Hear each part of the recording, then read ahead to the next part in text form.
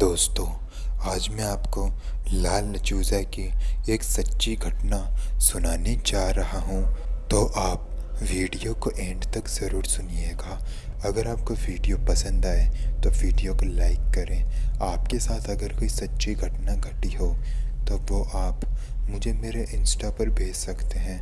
Instagram का link मैंने आपको दे दिया है नीचे डिस्क्रिप्शन बॉक्स में। लाल नचूज़ा की ये घटना घटी है थॉमस के साथ में। अगर आप नहीं जानते कि लाल नचूज़ा क्या है तो मैं आपको बता दूं। लाल नचूज़ा को उल्लू डायन भी कहा जाता है। ये मेक्सिको में पाई जाती है। इसका होलिया अगर मैं आपको बताऊं तो इसकी हाइट करीबन 10 से 12 फीट की होती है। इसका मुंह एक उल्लू का होता है। हाथ पैरों के पंजे किसी चिड़िया के जैसे होते हैं और इसके पास 2 बड़े पंख भी होते हैं। मेक्सिको में इसे लाल नचूज़ा कहा जाता है। ये जानवरों को और छोटे बच्चों को ज़्यादा पसंद करती है और ये छोटे बच्चों को उठाकर ले जाती है। थॉमस के साथ भी ये घटना घटी थी और अब आगे की घटना मैं आपको थॉमस जी के पॉइंट ऑफ व्यू से ही सुनाऊंगा।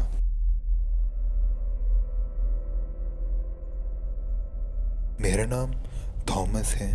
बचपन से मेरे पैर पर एक चोट का निशान था जो कि ज़्यादा बड़ा तो नहीं था लेकिन गहरा बहुत था। मैं जब भी मम्मी से इस घाव के बारे में पूछता था तो वो बात को टाल दिया करती थी। ये घटना मुझे मम्मी ने तब बताई जब मैं 16 साल का था। मैंने मम्मी से बहुत ज़िद करी और उनसे पूछा कि आखिर मेरे पैर पर ये निशान आया कहाँ से। फाइनली उन्होंने मुझे बताया कि आखिर मेरे पैर पर ये निशान आया कैसे। उन्होंने मुझे बताया कि जब मैं 2 महीने का था तो वो मुझे लेकर अमेरिका से मेक्सिको गई थी। मैं, मेरे मम्मी और मेरे पापा पहले अमेरिका में रहा करते थे लेकिन मेरे पैदा होने के बाद मेरी मम्मी मुझे लेकर मेक्सिको चले गई थी ताकि मेरे बाकी के घर वाले जो कि मेक्सिको में रहा करते थे वो मुझे देख सकें। मेरे पापा नहीं गए थे क्योंकि उनको कुछ काम था जिस वजह से वो मम्मी को ही भेज दिए मेक्सिको। उस वक्त मेरी उम्र केवल 2 महीने की थी। मम्मी जैसे मेक्सिको पहुंची और मेरे परिवार वालों ने मुझे देखा तो वो बहुत ही ज़्यादा खुश हुए। उनकी खुशी का कोई ठिकाना नहीं था। घर में बहुत खुशी का माहौल था। कुछ मेहमान भी आए हुए थे जो कि उस घर में थे। पूरे दिन पूरे घर वालों ने मेरे साथ बहुत मस्ती करी, मुझे खिलाया और मुझे बहुत लाड प्यार किया। रात हो गई थी।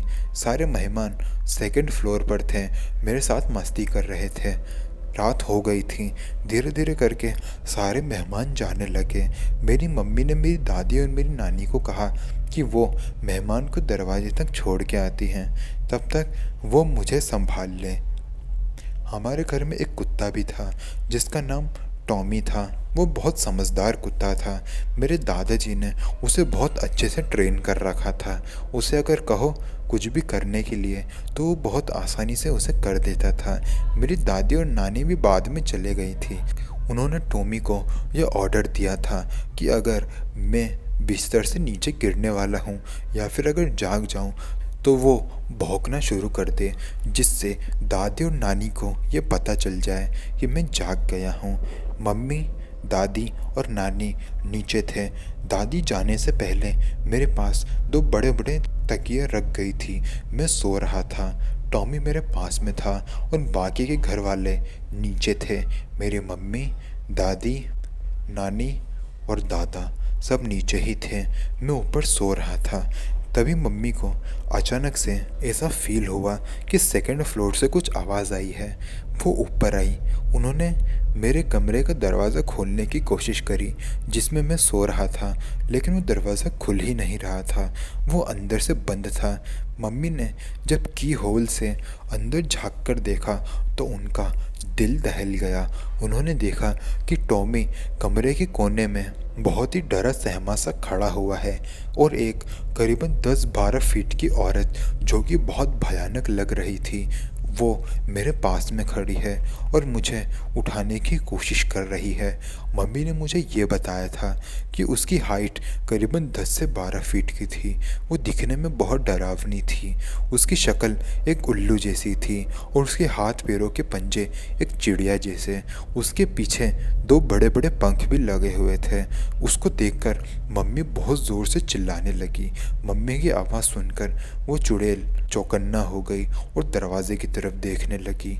मेरी मम्मी की आवाज़ सुनकर बाकी के घर वाले भी ऊपर आए। उन्होंने दरवाज़ा तोड़ा और जैसे ही दरवाज़ा तोड़कर वो अंदर गए तो उन्होंने देखा कि उस चुड़ैल ने मुझे अपने गोदी में ले रखा था और अपने हाथों से वो मेरे पैरों को पकड़ी हुई थी, जिसकी वजह से मेरे पैर से खून भी निकल रहा था और वो निशान मेरे पैर पर बन गया था, जिस निशान के बारे में मैंने आपको शुरुआत में बताया था। मेरे दादाजी के पास एक रिवॉल्वर थी। मेरे दादाजी ने उस रिवॉल्वर को लाया और उस चुड़ैल के ऊपर 2 राउंड फायरिंग कर दी। जैसे ही दादाजी ने 2 राउंड फायरिंग करी तो उस चुड़ैल ने मुझे छोड़ दिया और मैं सीधा बिस्तर पे गिरा और वो चुड़ैल अपने पंख को फैलाते हुए उस कमरे से बाहर निकल गई। निकलने से पहले उसने बहुत ज़ोर से एक चीख भी मारी थी और उसके बाद वो उड़ते हुए बाहर चले गई। जैसे ही वो बाहर गई तो टॉमी उस खिड़की के पास गया और करीबन 1 घंटे तक भौंकने लगा। मेरी मम्मी मेरे पास आई और उन्होंने मुझे संभाला और बहुत ज़ोर ज़ोर से रोने लगी। पूरे घर वाले बहुत ज़्यादा डरे हुए थे। पूरे घर वाले नीचे आए और टॉमी अभी भी ऊपर वाले कमरे में था और खिड़की के पास खड़े खड़े भौंक रहा था। मेरे घर वालों को ये डर था कि शायद वो चुड़ैल मुझे लेने के लिए फिर से आ सकती है। इसलिए अगले दिन मेरी मम्मी मुझे लेकर हमारे अमेरिका वाले घर वापस आ गई और जब मैं बड़ा हुआ तो मैंने उनसे इस घटना के बारे में पूछा और फिर जब घटना बताने के बाद मैं जब भी गांव वापस जाता हूं तो मेरे गांव वाले मुझे लाल लचूज़ा कह के चिढ़ाते हैं और वो मुझे उस घटना को बार बार याद दिलाते हैं। मैंने कभी टॉमी को अपने आंखों से तो नहीं देखा, लेकिन उसकी कुछ फ़ोटोज़ ज़रूर देखी हैं और मैंने उस लाल लचूज़ा को भी अपनी आंखों से कभी नहीं देखा। लेकिन मेरे साथ जो घटना घटी उसने मुझे ये मानने पर मजबूर ज़रूर किया कि इस दुनिया में लाल लचूज़ा ज़रूर है। तो दोस्तों, अगर आपको वीडियो पसंद आई तो वीडियो को लाइक करें। आपके साथ कोई सच्ची घटना घटी हो तो आप मुझे मेरे इंस्टाग्राम पर भेज सकते हैं। लिंक है नीचे डिस्क्रिप्शन बॉक्स में। मिलते हैं अगले वीडियो में। तब तक के लिए जय हिंद, जय भारत।